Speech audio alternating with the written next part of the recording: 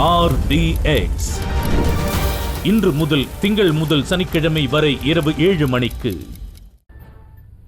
நாமக்கல் ஊராட்சிக்கு உட்பட்ட புலவர் பாளையத்தில் 35 ஆண்டுகளுக்கு முன்பு கட்டப்பட்ட மேல்நிலை நீர்த்தேக்க தொட்டி சேதமடைந்து எப்போது வேண்டுமானாலும் சாய்ந்து விழும் அபாய நிலையில் இருப்பதாக ஊர் மக்கள் புகார் தெரிவித்துள்ளனர். இதுகுறித்து அவர்கள் அளித்த பேட்டியை தற்போது பார்க்கல. இந்த பகுதியில் சுமார் 30 ஆண்டுகளுக்கு முன்னால் இந்த டேங்க் கட்டப்பட்டது. இந்த டேங்க் கட்டி பல்வேறு டேமேஜ் ஆகிருக்கு. அந்த டேமேஜை சரிப்படுத்தணும் அப்படின்னு சொல்லி இந்த பகுதியில் இருக்கக்கூடிய பட்டியலினத்து சமுதாயத்தை சார்ந்தவர்கள் உள்ளாட்சி நிர்வாகத்திடமும் ஒன்றிய நிர்வாகத்திடமும் பலமுறை கோரிக்கை வச்சுருந்துருக்கிறாங்க.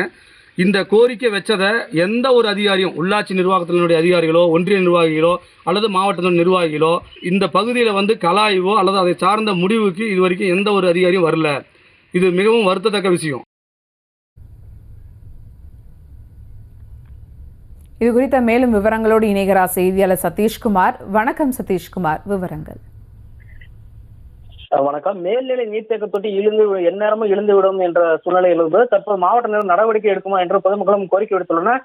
எப்போது விழுந்துவிடுமோ என்ற அச்சத்திலும் பொதுமக்கள் உள்ளனர். நாமக்கல் ஊராட்சி ஒன்றியத்தில் உட்பட்ட ராசபாளையம் பஞ்சாயத்து பகுதியில் உள்ள புலவர் பாளையத்தில் அருந்ததியர் சமுதாயத்தை சேர்ந்த 150க்கும் மேற்பட்ட குடியிருப்புகள் பொதுமக்கள் வசித்து வருகின்றனர். இந்த பகுதி தனியாக சுமார் 35 ஆண்டுகள் முன்பு 30,000 கொள்ளளவு கொண்ட மேல்நிலை நீர்த்தேக்க தொட்டியானது அமைக்கப்பட்டு பெருமளவில் ஏதும் பராமரிப்பு மேற்கொள்ளாமல் இருப்பதாகவும் அப்பகுதி மக்கள் தொடர்ந்து குற்றம் சாட்டுகின்றனர்.